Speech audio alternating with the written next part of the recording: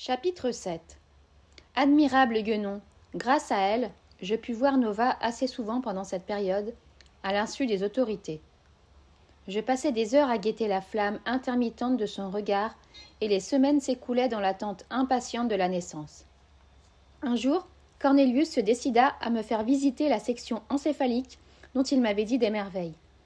Il me présenta au directeur du service, ce jeune chimpanzé nommé Elius, dont il m'avait vanté le génie, et s'excusa de ne pouvoir m'accompagner lui-même à cause d'un travail urgent. Je reviendrai dans 1 heure pour vous montrer moi-même la perle de ces expériences, dit-il, celle qui apporte les preuves dont je vous ai parlé. En attendant, je suis certain que vous serez intéressé par les cas classiques. Elius me fit pénétrer dans une salle semblable à toutes celles de l'Institut, garnie de 2 rangées de cages. Je fus frappé en entrant par une odeur pharmaceutique rappelant celle du chloroforme. Il s'agissait, en effet, d'un anesthésique. Toutes les opérations chirurgicales, m'apprit mon guide, étaient maintenant exécutées sur des sujets endormis.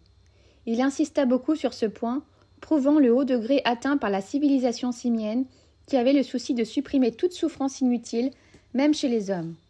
Je pouvais donc être rassuré. Je ne l'étais qu'à moitié. Je le fus encore moins quand il conclut en mentionnant une exception à cette règle, le cas, précisément des expériences ayant pour but d'étudier la souffrance et de localiser les centres nerveux où elle prend naissance. Mais je ne devais pas en voir aujourd'hui. Ceci n'était pas de nature à apaiser ma sensibilité humaine. Je me rappelais que Zira avait essayé de me dissuader de visiter cette section, où elle ne venait elle-même que lorsqu'elle y était obligée. J'eus envie de faire demi-tour, mais Elius ne m'en laissa pas le temps. Si vous désirez assister à une opération, vous constaterez par vous-même que le patient ne souffre pas, non? Alors, allons voir les résultats. Laissant de côté la cellule fermée d'où émanait l'odeur, il m'entraîna vers les cages. Dans la première, je vis un jeune homme d'assez belle apparence, mais d'une maigreur extrême. Il était à demi étendu sur sa litière. Devant lui, presque sous son nez, on avait déposé une écuelle contenant une bouillie de céréales sucrées dont tous les hommes étaient friands. Il la contemplait d'un œil hébété, sans faire le moindre geste. « Voyez, me dit le directeur, ce garçon est affamé. Il n'a pas mangé depuis 24 heures. Cependant, il ne réagit pas en présence de sa nourriture favorite. C'est le résultat de l'ablation d'une partie du cerveau antérieur pratiquée sur lui il y a quelques mois. Depuis, il est toujours dans le même état et il faut l'alimenter de force. Observez sa maigreur. » Il fit un signe à un infirmier qui pénétra dans la cage et plongea la face du jeune homme dans l'écuelle. Celui-ci se mit alors à laper la bouillie. « Un cas banal. En voici d'autres plus intéressants. On a effectué sur chacun de ces sujets une opération altérant diverses régions de l'écorce cérébrale. » Nous passâmes devant une suite de cages occupées par des hommes et des femmes en tout âge. À la porte de chacune, un écriteau précisait l'intervention subie avec un grand luxe de détails techniques. Certaines de ces régions intéressent les réflexes naturels, d'autres les réflexes acquis. Celui-ci, par exemple. Celui-ci, l'écriteau indiquait qu'on lui avait enlevé toute une zone de la région occipitale. Il ne distinguait plus la distance ni la forme des objets, ce qu'il manifesta par une série de gestes désordonnés quand un infirmier s'approcha de lui. Il était incapable d'éviter un bâton placé en travers de sa route. Au contraire, un fruit offert lui inspirait de l'émoi et il tentait de s'en écarter avec terreur. Il ne parvenait pas à saisir les barreaux de sa cage et faisait des efforts grotesques en refermant ses doigts sur le vide. Cet autre, dit le chimpanzé en clignant de l'œil, était autrefois un sujet remarquable.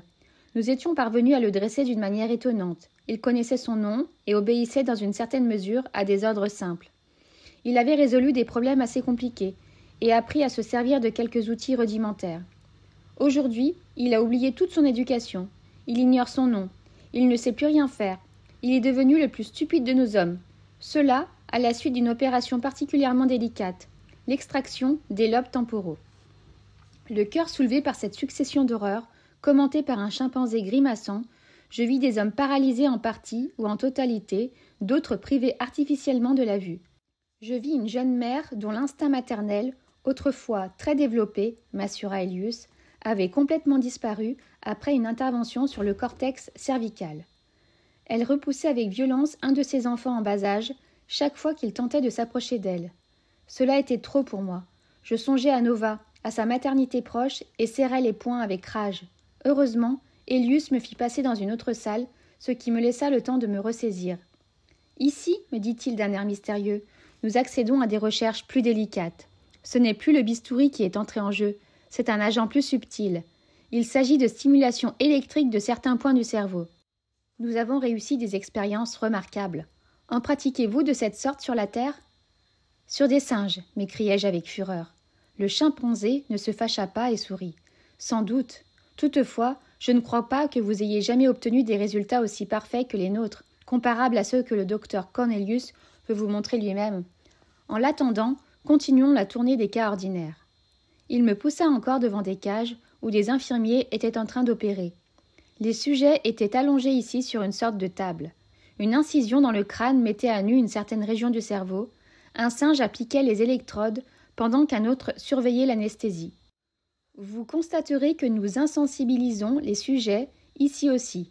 Un anesthésique léger, sans quoi les résultats seraient faussés, mais le patient n'endure aucune douleur. Suivant le point d'application des électrodes, le sujet se livrait à des mouvements divers, affectant presque toujours une seule moitié du corps. Un homme repliait la jambe gauche à chaque impulsion électrique, puis la déployait dès que le contact était coupé. Un autre effectuait le même mouvement avec un bras. Pour le suivant, c'était l'épaule tout entière qui se mettait à rouler spasmodiquement sous l'action du courant. Un peu plus loin, pour un patient très jeune, il s'agissait de la région commandant les muscles de la mâchoire. Alors le malheureux se mettait à mastiquer, inlassablement, avec un rictus épouvantable, tandis que le reste de son corps d'adolescent restait immobile. « Observez ce qui se passe lorsque la durée du contact est prolongée, me dit Elius. Voici une expérience qui est poussée à son extrême limite. » L'être à qui l'on infligeait ce traitement était une belle jeune fille qui me rappela Nova par certains traits. Plusieurs infirmiers, singes mâles et femelles en blouse blanche, s'affairaient autour de son corps nu. Les électrodes furent fixées par une guenon au visage pensif. La fille commença immédiatement à agiter les doigts de la main gauche. La guenon maintint le contact au lieu de le couper après quelques instants comme pour les autres cas. Alors, le mouvement des doigts devint frénétique et peu à peu, le poignet se mit en branle. Un moment encore et ce fut l'avant-bras, puis le bras et l'épaule. L'agitation s'étendit bientôt, d'une part vers la hanche, la cuisse, la jambe et jusqu'aux orteils, d'autre part aux muscles de la face. De sorte qu'au bout de 10 minutes, toute la moitié gauche de la malheureuse était secouée de spasmes convulsifs, horribles à voir, de plus en plus précipités, de plus en plus violents. « C'est le phénomène de l'extension, dit calmement Elius. Il est bien connu et aboutit à un état de convulsion qui présente tous les symptômes de l'épilepsie. Épilepsie fort curieuse, d'ailleurs n'affectant qu'une moitié du corps. Assez ! Je n'avais pu m'empêcher de crier. Tous les singes sursautèrent et tournèrent les yeux vers moi avec réprobation. Cornelius, qui venait de revenir, me frappa familièrement sur l'épaule. Je reconnais que ces expériences sont assez impressionnantes quand on n'y est pas accoutumé. Mais songez que, grâce à elles, notre médecine et notre chirurgie ont accompli des progrès énormes depuis un quart de siècle. Cet argument ne me touchait guère, pas plus que le souvenir que j'avais du même traitement appliqué à des chimpanzés dans un laboratoire terrestre. Cornelius haussa les épaules et me poussa vers un passage étroit qui menait dans une salle plus petite. « Ici, dit-il, d'un ton solennel, vous allez voir une réalisation merveilleuse et absolument nouvelle. Nous ne sommes que 3 à pénétrer dans cette pièce. Elius, qui s'occupe personnellement de ses recherches et qui les a menées à bien, moi et un aide que nous avons choisi avec soin. C'est un gorille, il est muet. Il m'est dévoué corps et âme et c'est, de plus, une brute parfaite. Vous sentez donc l'importance que j'attache au secret de ces travaux. Je consens à vous les montrer, à vous, car je sais que vous serez discret.